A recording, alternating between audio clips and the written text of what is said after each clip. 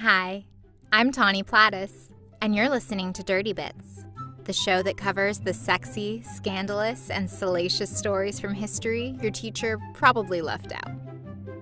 We'd like to welcome our newest love bugs to the show: Donna M., John C., Stacy W., Dennis S., Roseanne S., Mona A., Jennifer M., and Chris L.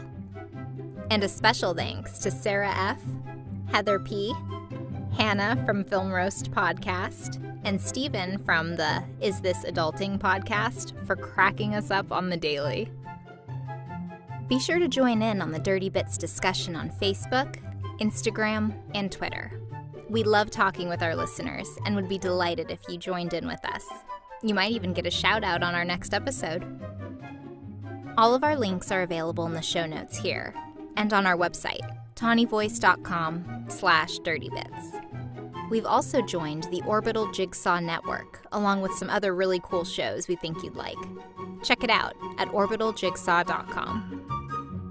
And lastly, we've had a few of you request longer, more frequent episodes and have expressed a desire for even more dirty bits. We would love to bring the show to you full time.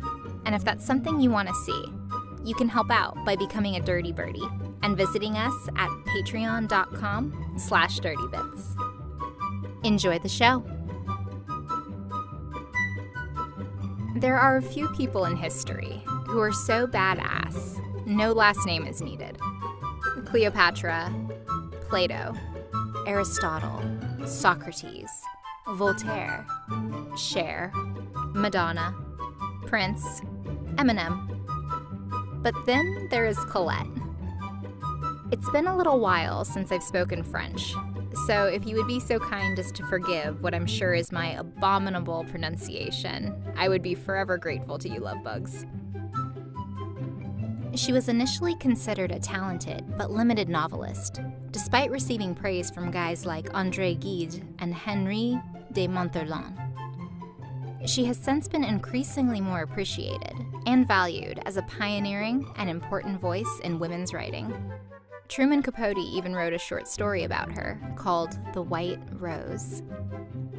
Sidonie Gabrielle Colette was born on January 28, 1873, to a war hero, which is cool, and a tax collector, Jules Joseph Colette, and his wife, Adele Eugenie Sidonie.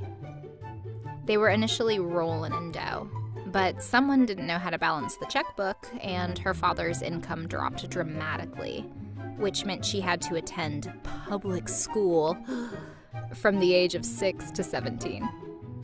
But despite this, she actually had a pretty extensive education for a woman at the time. So when she's 20, she marries this guy named Henri Gauthier Villars, who's this well-known author and publisher, and also goes by simply Willie because the whole mononymous thing was trendy as shit at the time. And it's under Willie's name that her first 4 semi-autobiographical novels are published between 1900 and 1903. In English, they're called Claudine at School, Claudine in Paris, Claudine Married, and Claudine and Annie. My French is about as good as a 4-year-old's, so if you're dying to hear my atrocious accent, you can message me about that at your leisure, and I'd be happy to give you a good chuckle.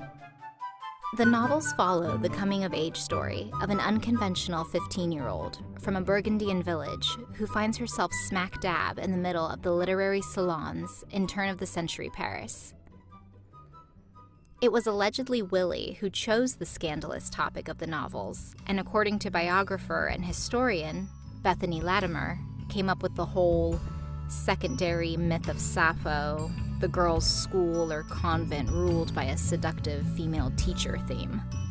And Colette later said that she never would have become a writer if not for Willie.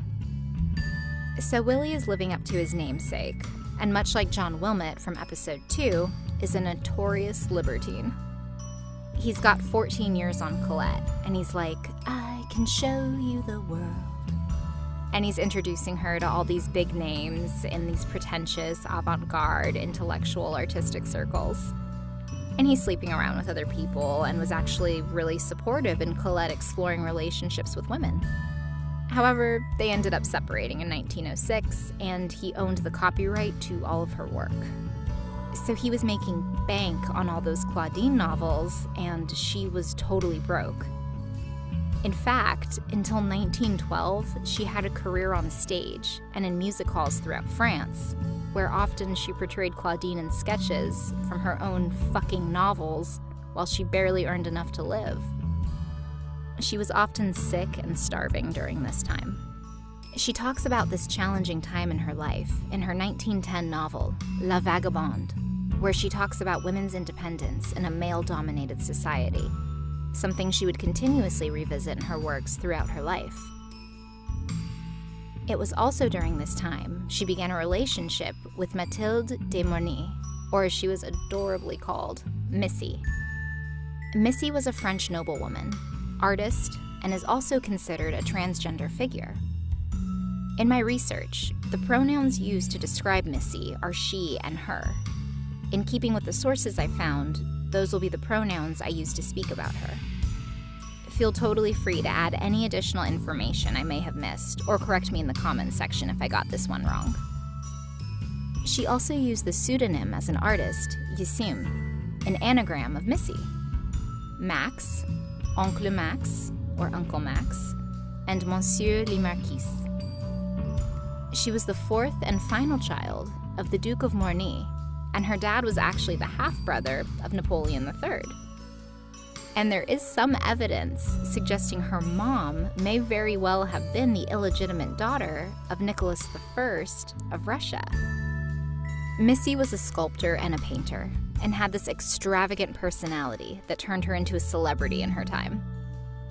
In 1881, she had married Jacques Godard, who was well known for liking the fellas himself, but she was openly a lesbian, and they divorced in 1903. And though having a big lesbian crush, as Janice Ian from Mean Girls says, was in vogue at the time, she nevertheless faced the usual twats who attacked her for being gay, especially because she had what was considered a very masculine dress and attitude. To give you guys some perspective, this was a time where if you didn't have a dick but had a pair of pants, you were a scandalous-ass motherfucker, even though a legal precedent had been set that women could indeed wear something besides a dress. In fact, Rosa Bonheur had actually sought out police permission to wear pants so she could paint in the countryside more easily. She had to get police permission to wear pants. So the trailblazing Missy decides to wear a full three-piece suit. She cuts her hair short, chain smokes cigars, and she even underwent a hysterectomy and a mastectomy. But while Missy was young, she went ahead with society's expectation of her sex. One magazine in 1882 described her on her wedding day, saying she wore a dress of the very palest mauve, mixed tulle and silk, and had to throw in that she is not exactly pretty, but has a most original face, being very pale with a very set expression, the darkest eyes possible, and quantities of very fair hair. Fortunately, Missy had not only money, but a dynamite personality, and she became the lover of several women in Paris before she met Colette in 1906. They lived together in the Belle Plage, which I'm 90% sure means beautiful beach. Missy inspired a character in Colette's novel, Le Peu et l'Impur. She described her as in dark masculine attire, belying any notion of gaiety or bravado. Highborn, she slummed it like a prince. In 1907, the two put on a pantomime called Dream of Egypt at the Moulin Rouge. Missy and Colette simulated a lesbian love scene on stage, and when they started making out, they almost started a fucking riot, and not for the right reasons. The police were called, and they had to shut it down. And after that, Missy and Colette couldn't live openly together anymore. They had to keep their relationship a secret. But, being the strong hard asses they were like, okay, so for safety reasons, we need to keep this on the DL. But we're not gonna let people tell us how to live our lives. Let's buy a house, baby, go get the MLS listings, fuck these people. So they go house hunting and they find this gorgeous manor and they're like, oh my God, I love it. This is so beautiful. Look at the architecture and the topiary. Oh, let's buy it. But the seller is this troll called Baron Ducrest, and he's like, I'm not selling to this woman dressed as a man. I'm a homophobic dick. So Colette is like, you're seriously not going to sell it to her because she's not wearing a dress. Well, guess who is wearing a dress? This bitch right here. So Colette buys the manor in 1910 on June 21st, which was the day she finalized her divorce from her husband. Colette and Missy ended up separating a year later. Colette kept the house. I personally couldn't find out any details as to why they broke up. There were a couple of theories around without really any sources that suggest that Colette took advantage of Missy, and she never returned the same love Missy felt for her. Colette went on to end up marrying Henry de Jovenel in 1912. They had a baby together, and she continued to pursue her writing in addition to journalism. But in 1920, she writes this novel about an older woman having an affair with a much younger man, which wouldn't be a big deal if in 1924 she hadn't pulled a Mary Kay Letourneau and slept with her 16-year-old stepson. Oh, and by the way, her husband was cheating on her during this time too, just to illustrate the utter tomfuckery that was going on in this family. So the following year, she marries Maurice Godect in 1925, and they stayed together until her death. The next couple of decades were really fantastic for her. She had established herself as a respected writer. The Vagabond had received 3 votes for this prestigious Prix Goncourt Award. She was a massive influence in the Belle Époque era, and her work tackled married life, sexuality, and the problems of a woman's struggle for independence. Most of her work was highly autobiographical and explicitly criticized the conventional lives of women. She was often called France's greatest woman writer. Janet Flanner, the Paris correspondent of the New York Magazine, said of Colette's novel Sido, "It has no plot, and yet tells of 3 lives all that should be known. Once again, and at greater length than usual, she has been hailed for her genius, humanities, and perfect prose by those literary journals which years ago lifted nothing at all in her direction except the finger of scorn." When France fell during World War II, Colette's husband, a Jewish man, was arrested by the Gestapo. He was released after a few months due to the French wife of the German ambassador intervening. But Colette lived with the fear of her husband being arrested again throughout the rest of the war. It was then in 1944 that she wrote Gigi, the work she may be most famous for. The story is about a 16-year-old born into a family of hedonists, and she's being trained as a courtesan to captivate a wealthy lover, but she marries him instead. In 1951, it was adapted for the stage, and Colette personally cast the then unknown Audrey Hepburn in the lead role. She continued to write into her 70s, eventually becoming crippled by arthritis, and wrote about the problems of a writer whose inspiration is nearly entirely autobiographical. When she passed away on August 3rd, 1954, at the age of 81, the Catholic Church was like, "We don't want to bury someone in our church who's been divorced that many times.